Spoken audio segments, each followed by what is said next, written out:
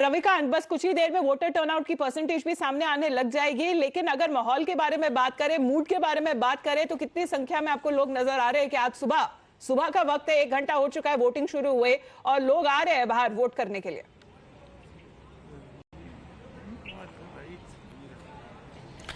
बिल्कुल, इस वक्त मैं जामनगर उत्तर में हूं और ये हाई प्रोफाइल सीट इसलिए है क्योंकि भारतीय जनता पार्टी ने इंडियन क्रिकेट टीम के जो क्रिकेटर रविंद्र जडेजा हैं, उनकी पत्नी को यहां से चुनावी मैदान में उतारा है। उनका घर सबसे पहले अपने व्यूअर्स को दिखाता हूं। ये रविंद्र जडेजा का घर है और इसी घर से सटा हुआ ये पोलिंग बूथ है जहां पर वो अपनी पत्नी के साथ 10 बजे आने वाले हैं। हालांकि उनकी पत्नी का जो वोट है वो राजकोट में है और वो अपना वोट कास्ट कर चुकी हैं। कुछ सीनियर लोग हमारे साथ हैं।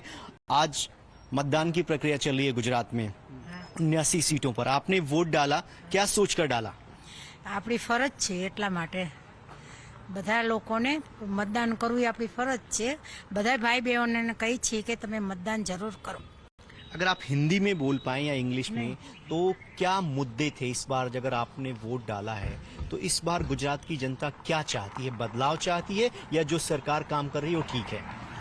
जो काम कर रही है वो ठीक है, बदलाव की कोई जरूरत नहीं है। बदलाव की कोई जरूरत नहीं है। हाँ। लेकिन कुछ नई पॉलिटिकल पार्टियां आई हैं, वो ये कह रही हैं कि पिछले 2 दशकों में यहाँ पर डेवलपमेंट नहीं, वो ठीक है? नहीं, वो सरासर गलत बात है। गलत बात है। हाँ। तो इस बार जब आप वोट डालकर यहाँ पर बाहर आए हैं तो क्या चाहते हैं? किस प्रकार का गुजरात आप लोग बनता हुआ देख रहे हैं? जो गुजरात है वो विकासशील गुजरात हो, ऐसा ही हमारा सोचना है। चलिए, विकास एक जो है एक बहुत बड़ा मुद्दा है और भी लोग यहाँ पर वोट कास्ट करने के लिए आए हैं, उनसे भी बातचीत करते हैं। पाजी, आपने वोट डाला? बस जा रहे हैं आप। तो आप बताइए कि इस बार गुजरात में जो चुनाव हो रहा है वो किन मुद्दों पर हो रहा है और क्या सोचकर आप लोग वोट कर रहे हैं? वो गुजरात की प्रगति के लिए हो रहा है और हम यही सोच रहे हैं कि गुजरात जो है और भी आगे बढ़े, जो है उससे भी और आगे बढ़े। प्रधानमंत्री, केंद्रीय गृह मंत्री और सभी पॉलिटिकल पार्टियों के नेताओं ने वोट करने की अपील की है, लेकिन इस बार जो है गुजरात में आपके हिसाब से वो कौन सा मुद्दा है जो इस चुनाव को प्रभावित कर रहा है? किसको सोचकर जनता वोट कर रही है, आम जनता? उसका सर मेरे को आइडिया नहीं है। चलिए, विमेन एम्पावरमेंट की बात होती है, महिलाओं की भी बहुत बड़ी भागीदारी होती है। आप क्या कहना चाहेंगे, क्योंकि आज जो है यहाँ पर पोलिंग हो रही है? All right, some people they're hesitant, but many of them are coming out to vote in large numbers. As we've been speaking to many people there, just asking all our reporters to be there with us right now. Ishan, if we talk about Surat, with 16 assembly seats spread across urban and rural areas, very important for all of the political parties there in Gujarat. Will it be wrong to say that whoever has won Surat has actually won Gujarat? It wouldn't be wrong to say, because there are high-profile candidates who are being fielded in this part of Gujarat. One is the Home Minister of Gujarat. Second is C.R. Patil, who is from this particular area. And then, though he's not contesting polls, but he just came here to cast his vote and appeal people in Gujarat to come out and vote. Let me show you a bit of atmosphere here. There are security forces deployed around this particular locality, and then there is this school followed by this particular area where people are coming to cast their votes. We're seeing excitement among voters and also youngsters who have come around this time. For many of them are first-time voters who we also spoke to earlier, who said that this is their first time to exercise their franchise and to choose their right candidate and who they feel can take their aspirations forward, bring more industries to Surat, because Gujarat, Surat is known as the diamond city of India, and it also has a significant hold on textile manufacturing. And that is why we are seeing that a lot of youngsters want different development programs to be done here in Surat. Remember, AAP's Gopal Italia is also contesting from Surat. Then we also have, several other key candidates. AAP would like to believe that some of the seats they are winning in Surat. One, because in the civic polls they were able to make certain inroads. Whether or not that repeats in these particular assembly elections is something interesting to see. But remember, there is a high-profile battle that's going on in Surat. It sends 16 of these MLAs to assembly. What will happen on December 8th? Nobody knows. But yes, people are coming and exercising their franchise. Absolutely, because if we talk about this particular area, as far as Surat is concerned, in the last assembly elections held in 2017, the BJP managed to take away the maximum majority, 14 out of those 16 seats.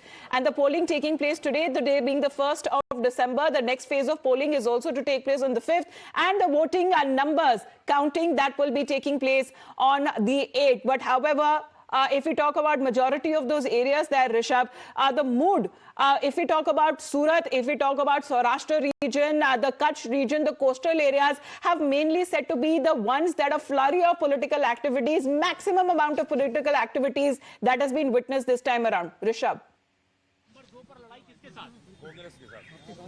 So, I'm being joined in by the member of parliament from Rajkot, Mohan Bhai Kandoria. Sir, vote डालने जा रहा हूँ। Sir, आपका मुद्दा क्या है इस बार यहाँ पे? कोई मुद्दा नहीं, हमारा विकास का मुद्दा के आधार पे हम चुनाव लड़ रहे हैं। नरेंद्र भाई मोदी ने पूरा गुजरात और देश में विकास यात्रा को आगे बढ़ाया है, इसके मुद्दा पे हम चुनाव लड़ रहे हैं।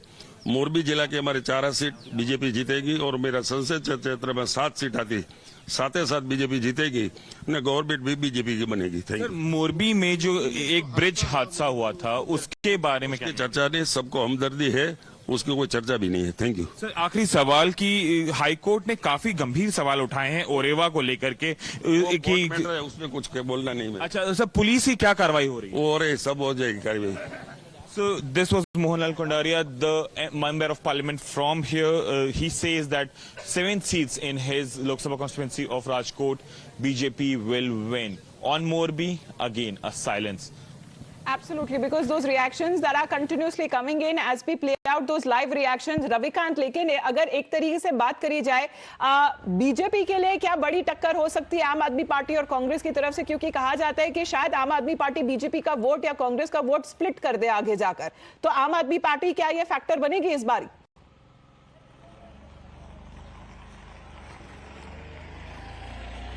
देखिए, इसमें कोई डाउट नहीं है कि आम आदमी पार्टी ने अपनी प्रेजेंस को दर्ज कराया है यहाँ पर इस बार के विधानसभा चुनाव में। लेकिन हम पिछले कई दिनों से गुजरात में देख रहे हैं कि जो प्राइम मिनिस्टर का जो पर्सनल कनेक्ट है यहाँ की जनता के साथ, वो अभी भी उसी तरीके से बरकरार है। यहाँ हमने बहुत सारे लोगों से बातचीत किया कि आपको क्या कैंडिडेट मैटर करता है, जो लोकल कैंडिडेट है, या आप प्राइम मिनिस्टर या अमित शाह के चेहरे को देखकर वोट कर रहे हैं?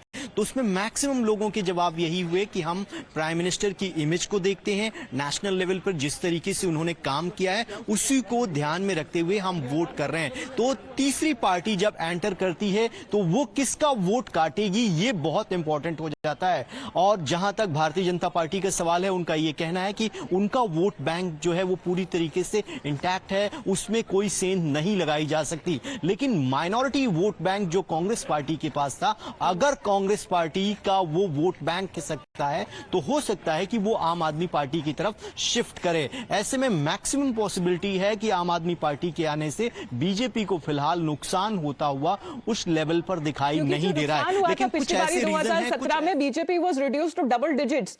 99 was the number of seats. However, it managed to turn its fortunes in the mid-tenure report when it came in of 26 seats in the Lok Sabha that it won in 2019. However, also managing to convert some victories in the assembly seats as well. Requesting all our reporters to be with us as this is a non-stop continuous coverage that will happen right here on Times Now.